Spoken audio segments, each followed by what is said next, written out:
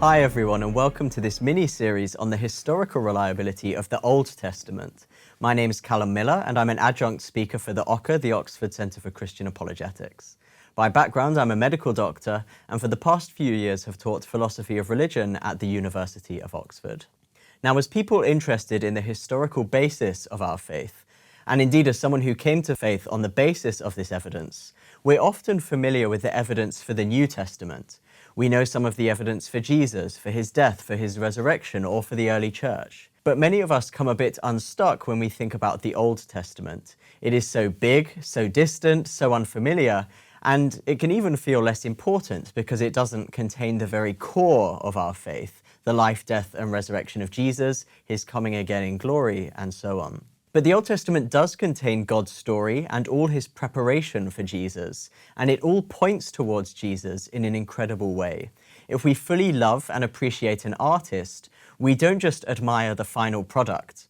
We appreciate and learn about the background of his work, the history behind it, the meaning of it, the preparation and work that went into it. And of course, the Old Testament has so much wisdom to offer, even on its own. This means that the Old Testament is important and the history is important. What it doesn't mean is that everything in the Old Testament is literal history. As it happens, much of it, perhaps even most of it, is straightforward history, but not all of it. Now, we don't just make this up depending on what we prefer to believe as history and what we prefer not to believe. It's a scholarly task, and we will always have the job of deciding which parts are history and which are not. But it's not an impossible task. Scholars have criteria for figuring it out, but it can take some work and sometimes really serious and controversial research. Now, of course, the Old Testament is a huge collection of documents, so we're not going to cover it comprehensively.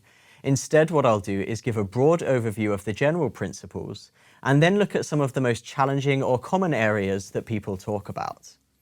Now, you can see here an overview of the Old Testament in chronological order. To understand historical evidence, we need to have a grasp of what we expect historical evidence to be like. In general, of course, historical remains and documents degrade over time, so the further back we go, the less and less corroborating evidence there is. This isn't worrying or surprising, it's a simple fact about how history works. It's for this reason we have thousands of records of World War II, but pretty minimal documentation from the ancient Sumerians. The Romans are somewhere in between. And exactly the same pattern is true in the Old Testament. We have a lot more corroborating evidence for the more recent parts. So ancient history is often very limited because things get lost over time. Either they degrade naturally, or they get destroyed, or in some cases they are even reused. We did have minimal documented evidence of Pontius Pilate until a stone was found in the 1960s with his name on. It was an inscription honoring the Emperor Tiberius found in Caesarea Maritima on the coast of Israel.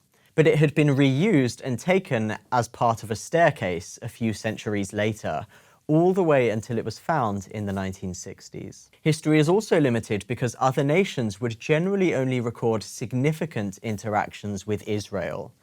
In times where Israel didn't really interact with other countries, we know a lot less about it from other sources. The Assyrians didn't document Israelite history in peacetime. They documented when they were at war. And of course, they generally preferred to document the times that the Assyrians destroyed the Israelites rather than the other way around. And so as a result, we know a lot more about historically turbulent times like wars than about mundane incidents of everyday life. So ancient history is often very limited. Indeed, for many events in ancient history, we have only one documented source. And that is not a concern at all. That is not out of the ordinary. Until recently, there was no known evidence for King David outside the Bible. But as recently as 1993, a stela or monument was found with an inscription mentioning him. That then helped scholars to realize that they probably already had evidence for him in another stone that they had had for much longer. They just hadn't recognized it before. There is now no real doubt that David existed. But until 1993, a significant number of major scholars doubted this. Historical evidence is often sparse, and that is for one of the most notable leaders in Israelite history. Historian Brian McGing explains well what sort of evidential standards we should expect for history in general.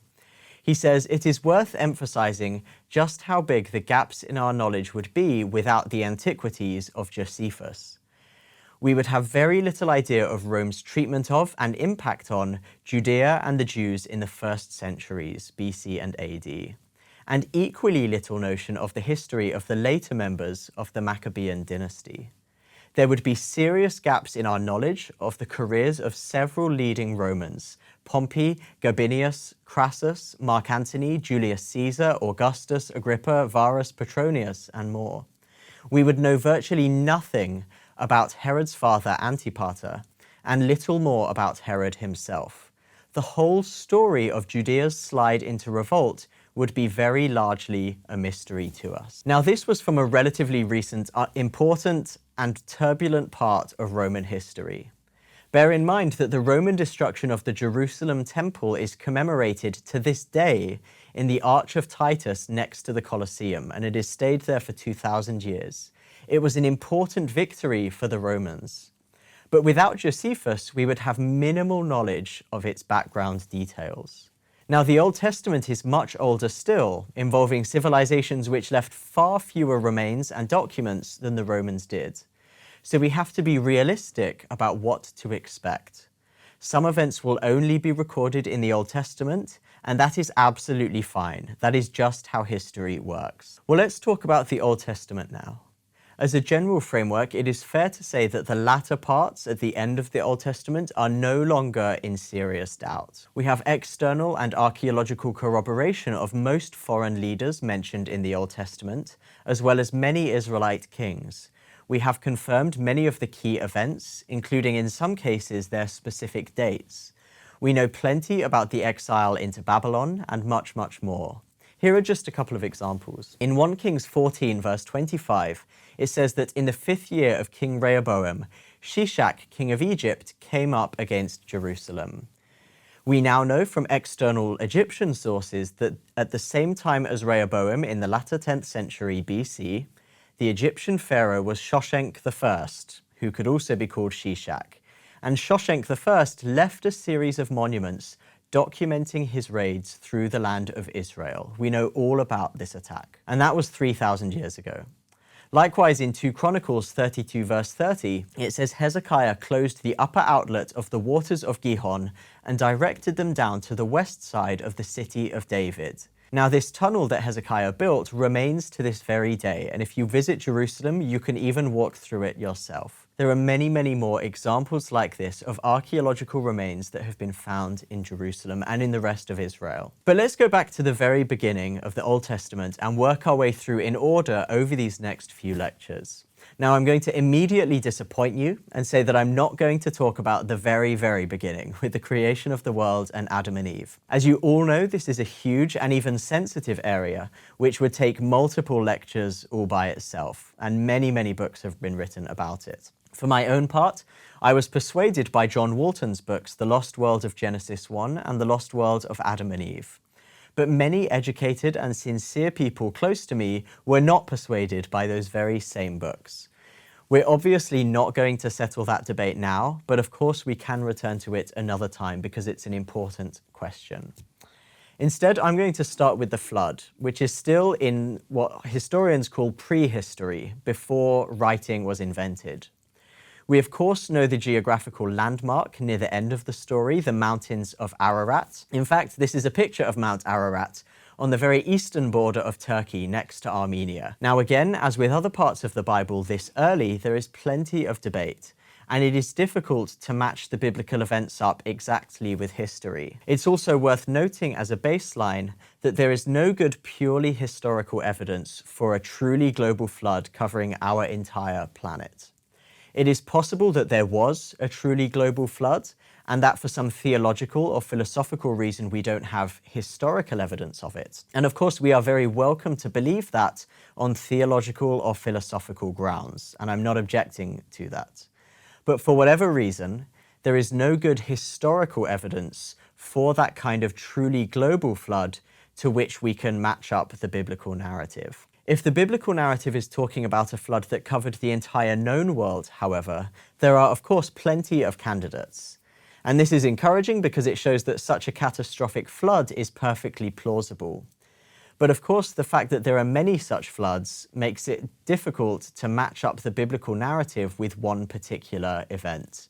And so I'm not going to say with confidence or certainty that one particular flood is the biblical one, but I will outline one example and some of the fascinating evidence which suggests that the story is rooted in history. Now, one thing that we can say about all of the flood events and that we can say about the flood narrative in the Old Testament is just how ubiquitous the flood narrative is in world cultures. Some variation of the flood story is preserved in so many different historical cultures all over the world. Now, as we would expect with something so long ago, long before written history and spreading across the entire world, there are some variations in those stories. But the fact that a catastrophic flood happened and caused major shifts in society is about as well attested historically as something in prehistory could be. Historian Ian Wilson gives a speculative but fascinating suggestion about the origin of the flood. He suggests that in the 6th millennium BC, so that's about 8,000 years ago, a mini ice age ended. Now at the time, the Black Sea in between Ukraine and Turkey was a freshwater lake rather than the particularly toxic saltwater sea that it is now. The Bosporus Strait, which now runs through Istanbul in northwest Turkey, was at the time a land bridge connecting Asia Minor, or Turkey, with mainland Europe. And there were surprisingly well-developed societies in what is now northern Turkey, with a lot of settlements on the coast, with really impressive civilizational development. But as the ice melted, the sea levels began to rise in the Mediterranean. And at one point in the Mediterranean, these sea levels would have risen so much that they would have overwhelmed that land bridge in what is now Istanbul. And so the seawater would have poured through the Mediterranean into the Black Lake, forming what is now the Black Sea.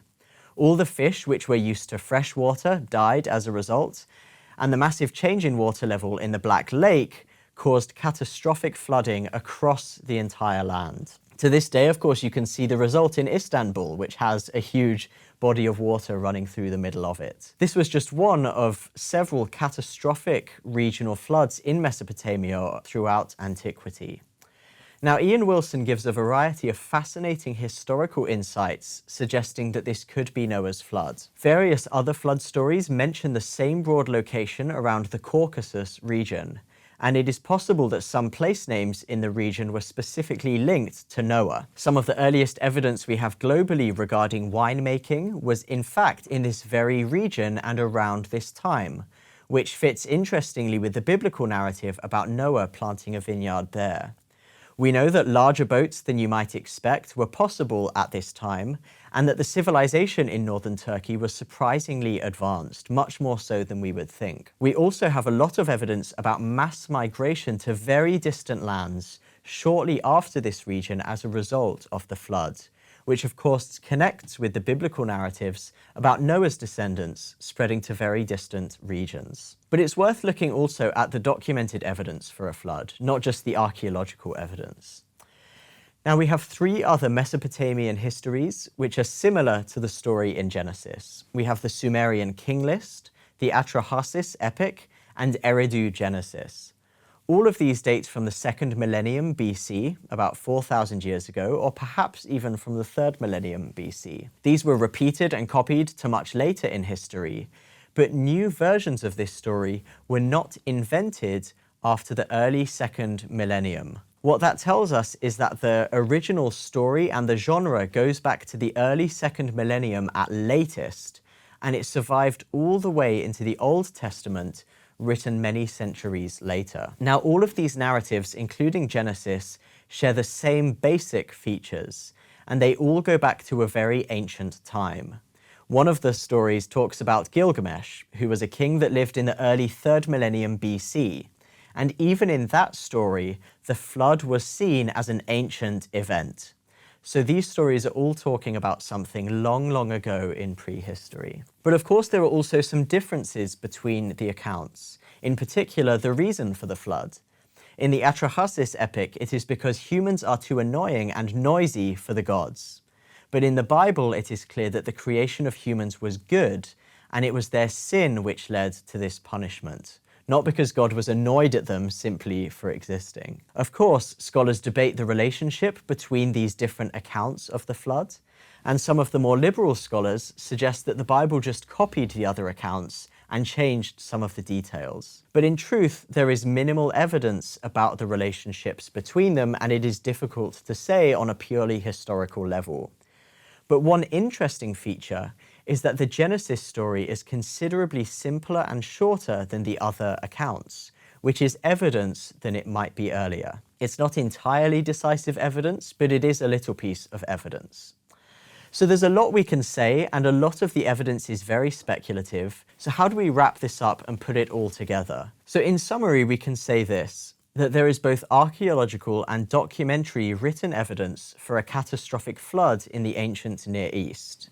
Indeed, there is archaeological evidence for multiple such floods. The archaeology reveals details which at certain points may connect in fascinating ways with the biblical narrative, though inevitably this is somewhat speculative. The documentary evidence, the written records of the flood, is almost universal in ancient cultures, but there are particularly acute similarities between the Genesis story and other accounts from Mesopotamia, which of course are geographically the nearest accounts to the actual events. These accounts are extremely ancient, long before the Old Testament was written, and likely point to the basic historical core of the flood narrative. The details about who copied from whom, or whether each account was independently recollected, is a question we cannot yet answer and may never be able to answer. But the simplicity and the short length of the biblical account is perhaps a mark in its favor that it is not a later elaborated version of events. Now, the final part of the prehistorical section of Genesis is the Tower of Babel. Here we at least know with relative certainty to what this refers, the great ziggurat of Babylon. These ziggurats were made from brick, as Genesis 11 records, and were made from about 4300 BC onwards. At times, they were specifically used for the kind of centralization or urbanization to which Genesis 11 specifically alludes. We know as well that the Sumerian sources refer to the gods dividing the language of humans in connection with a king from around 2600 BC. Hence, the story is again clearly very old. In fact, there is even some evidence regarding a later version of the Tower of Babel, i.e. the ziggurat of Babylon. There was a stela or monument found from Nebuchadnezzar II at the other end of the Old Testament, who sent the Jews into exile in Babylon. And this depicted Nebuchadnezzar with a ziggurat of Babylon. And although the translation is controversial, some scholars suggest that it describes Nebuchadnezzar calling the tower the wonder of the people of the world, with its top raised to heaven. This is exactly the sort of hubris and arrogance which Genesis describes the Tower of Babel specifically representing. Now, you'll be pleased to know that everything else we talk about will be a lot less speculative. Here we are literally talking about prehistory, about events before writing was even invented. So all of these stories would have been passed down through generations and generations simply by word of mouth. And so it's inevitable that our knowledge of specific events, and especially specific people, at this time is sketchy and speculative outside of the Bible. But for the basic outline of the flood story, we can be assured that it has not come out of nowhere, and in fact, there is surprisingly good evidence for some of the specific details.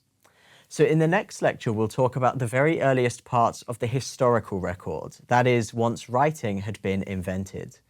We'll look in particular at the evidence for the patriarchal times from Genesis 11 onwards up until the end of the Exodus. Now, since these events were still over 3,000 years ago, we still don't have and shouldn't expect all of the detail to be externally corroborated, or even much of it. And yet, despite this, there is a surprising amount to show that these narratives accurately reflect the ancient periods that they report, rather than being invented much later. So I look forward to seeing you in that next talk, and see you soon. Thank you for listening.